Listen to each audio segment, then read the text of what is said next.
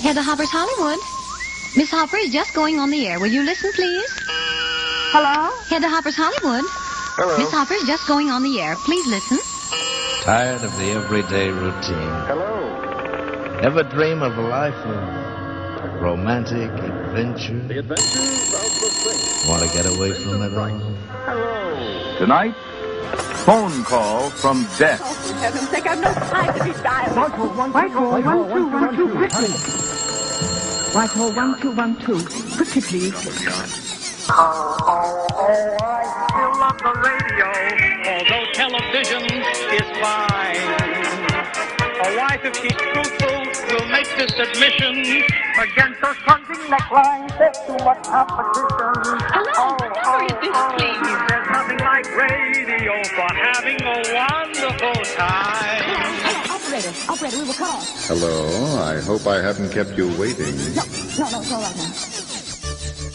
Ever since I got my first radio as a child, I have been in search of sounds.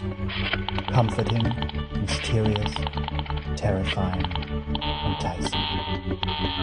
Tuning in, I was eavesdropping on a hidden realm, the passage to which was the canal of an eager ear pressed close against the speaker. It was my keyhole to the world about which I knew yet little, a world to which I did not yet belong. Hello, my name is Harry Heuser, and I am inviting you to listen in with me as I revel in sound, as I recall and call forth the voices from the past, as I talk back at and engage with them. Operator! Oh, what's the matter with this phone anyway? Operator, please, can't you hear me? The distraught woman on the phone is one Mrs. Elbert Stevenson, the anti-heroine of Lucille Fletcher's Sorry, Wrong Number, that most famous of all American plays written for radio. Idiot! Oh, now why did I hang up the phone like that? He'll think I am a fool. And although Barbara Stanwyck managed to get hold of the receiver when the play was adapted for the screen, the part rightly belonged to Agnes Moorehead, who kept on dialing until networks and sponsors decreed that the number for American radio drama was up. Oh, for heaven's sake, I'm going out of my mind, Hello? Stop ringing me, do you hear? Answer me, who is this? You realize you're driving me crazy? Who is calling me? What are you doing it for? Now stop it! Your call, please. Operator, I'm in desperate trouble. I'm sorry, I cannot hear you. Please speak louder. I don't dare. There's someone listening. Can you hear me now? I'm sorry. But you've got to hear me. Oh, please, you've got to help me. There's someone in this house. Someone who's going to murder me. And you've got to get in touch with... Oh, there it is. Did you hear it? He's put it down. He's put down the extension phone. He's coming up. He's coming up the stairs. Give me the police department. The police department. Police department, give it to me. One moment, please. I will connect you. I can hear him. He's near her. Oh, I hear him. Hurry. Oh, I don't go hearing. I don't go hearing.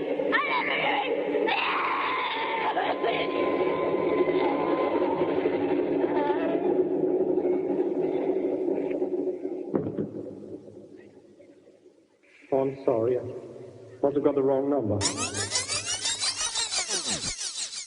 Sorry, Wrong Number was only one in a long line of radio melodramas that anathematized the telephone as the anti-wireless. I haven't had one bit of satisfaction out of one call I've made this evening.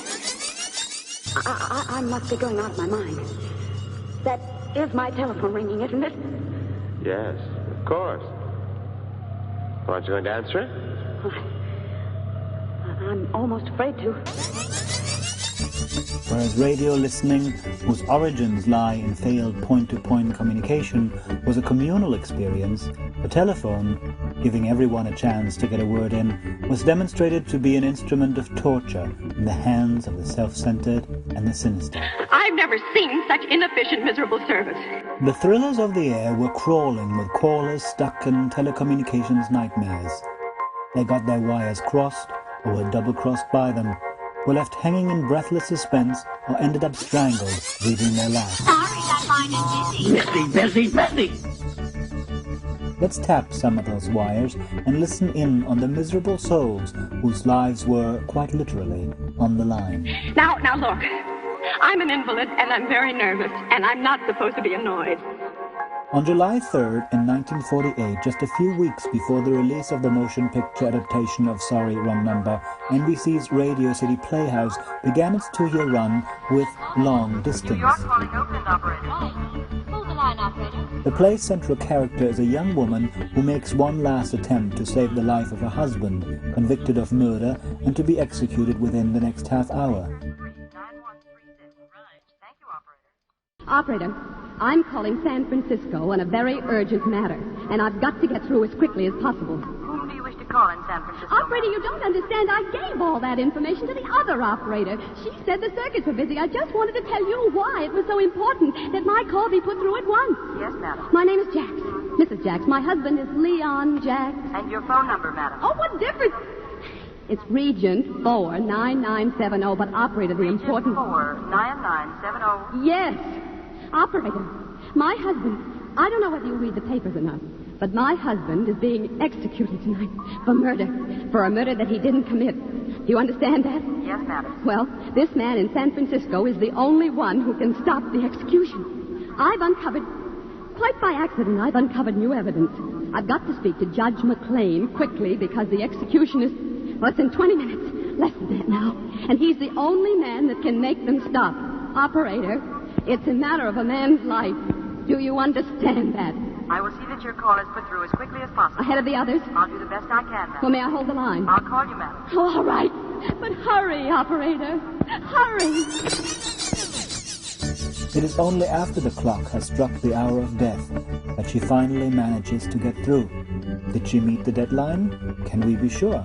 After all, that to which she responds so euphorically is the only voice in the play not rendered audible, and it is for the audience to determine whether she saved a life or lost her mind trying. Stop it! Stop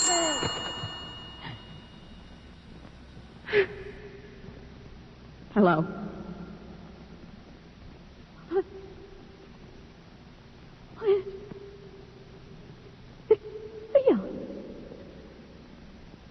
Leon?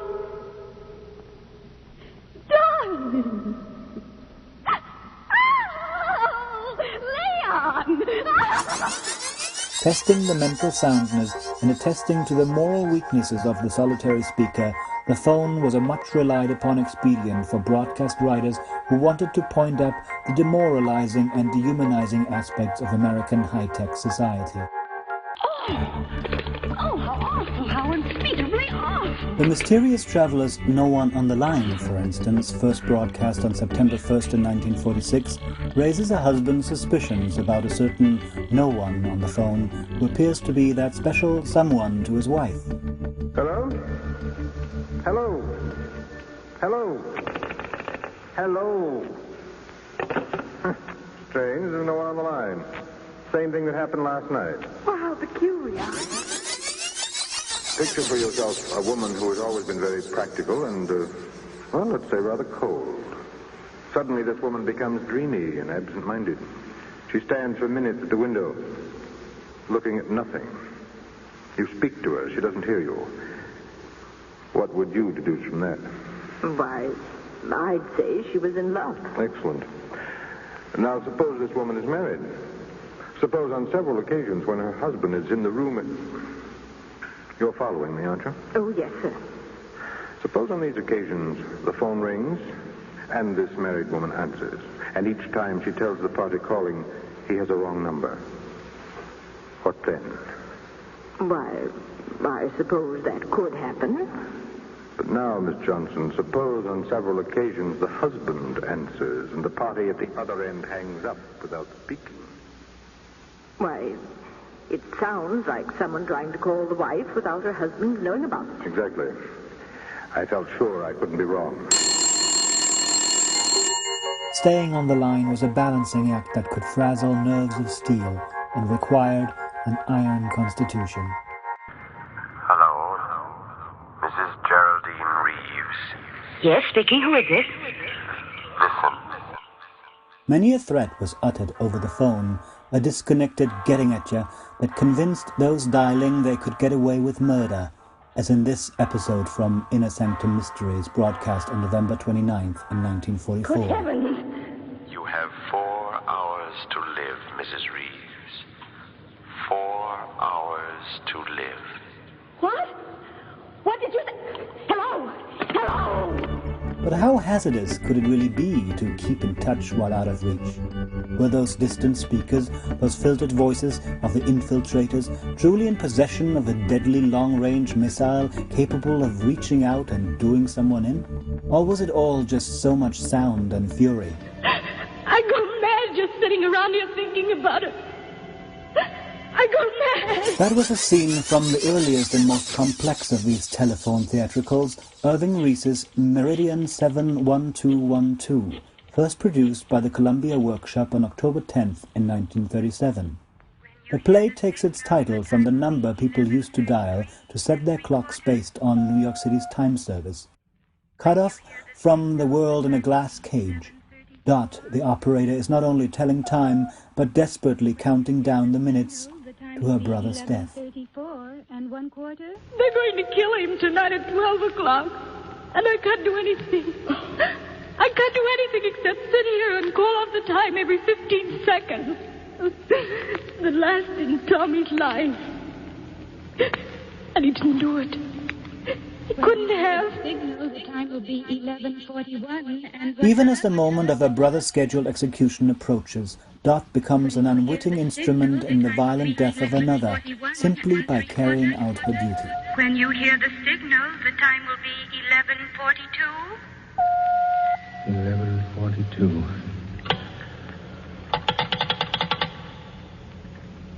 Hotel operator. Will you get me Bell Harbor 44642 now, please? Yes, sir. I'm getting Bell Harbor 44642. Thank you.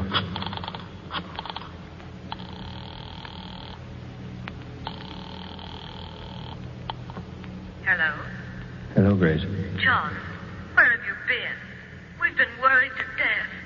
I'm in town, darling. Oh, John, why didn't you call and say you'd be late? Where are you? I'm at a hotel, dear. But what are you doing at a hotel? I've got something very important to tell you, Grace. Oh, well, please save it and come right home. It can't wait. But it's so late, dear. And we've been worried all day. I've been pretty busy. I know. Grace, my insurance policy expires at midnight. That doesn't matter, John. You'll get another when things pick up.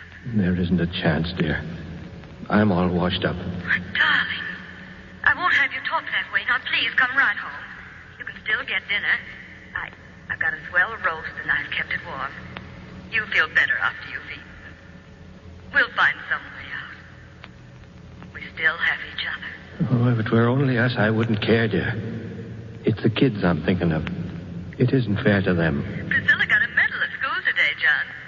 She stayed up just to show it to you. Oh, please. Please, come right home. My policy is for $50,000, Grace. It expires in about 18 minutes.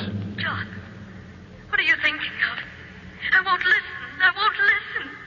I'm going to leave you, darling. Please take care of Priscilla and Jim. John. Don't, John. Hotel operator. Operator, get me Meridian 71212 and stay on the line. Yes, sir.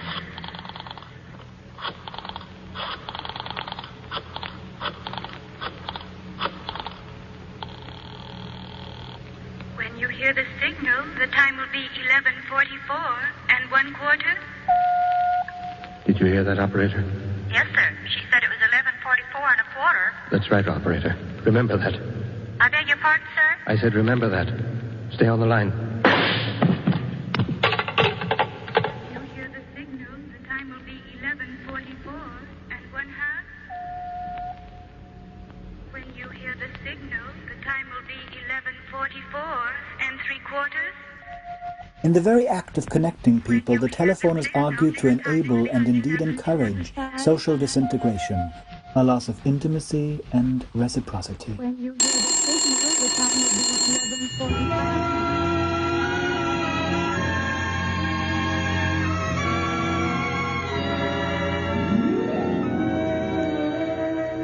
can I do here? This is an American home. I can't pass these walls. There's no chance for me to get information here. Or is there? No doubt the telephone is an ingenious invention, but as far as I know, no one as yet has been able to commit murder over it, although many people have wanted to. The host of the Inner Sanctum may even have underestimated the far-reaching dangers of such telephone terror. During wartime, at least, when privacy was not a priority, private calling and anonymous listening could put an entire nation at risk. Here, in Mignon Eberhard's propaganda play The Enemy is Listening, from June 7, 1943, America's wires are weaponized by Nazi spies. Eavesdropping on a nation. That's why I'm here. To listen. To piece one small fact with another, and then another, until I know the thing I want to know. I must listen to you. And you. And you. The radio, such plays argued, could unite a nation, could expose falsehood and warn against individual schemers, share and diffuse what is threatening in private, and keep the secrets that needed to be preserved. The radio and the telephone were pitted against each other to play out a crisis in modern democracy. Operator, answer me! And answering the phone, the mass medium of radio promoted the concept of safety in numbers, a concept on which its commercial success hinged and its future depended. Why don't they answer? Hello, operator. Lakers 39136 is DA operator. Right, operator. Hello, madam. They do not answer. I'm sorry. Shall I try them again in 20 minutes? No, I told you you're stupid. Oh, what's the use?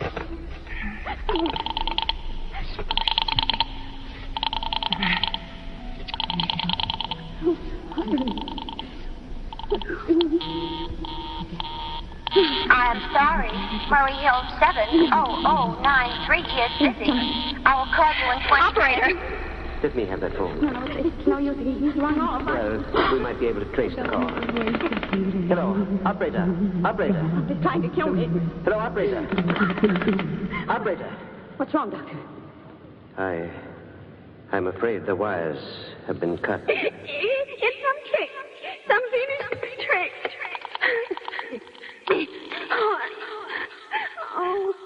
It's no trick. There's nobody on the line, you see? Because the 4 numbers I just dialed make your own phone ring. Stop it! Stop it!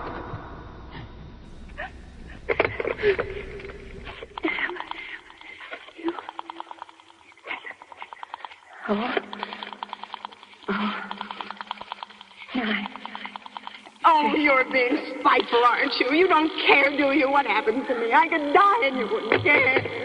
Oh, stop it! I can't stand anymore. When you hear the signal, the time will be 11:59 and 1/4. When you hear the signal, the time will be 11:59 and 1/2. When you hear the signal, the time will be 11:59 and 3/4. When you hear the signal, the time will be 12 o'clock. Johnny!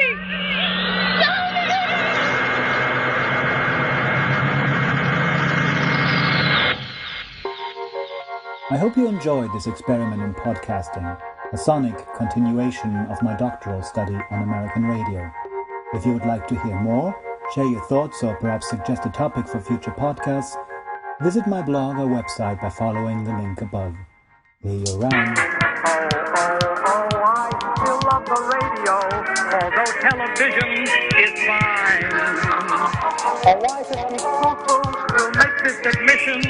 Against those plunging necklines, there's too much competition. Oh, there's nothing like radio for having a wonderful time.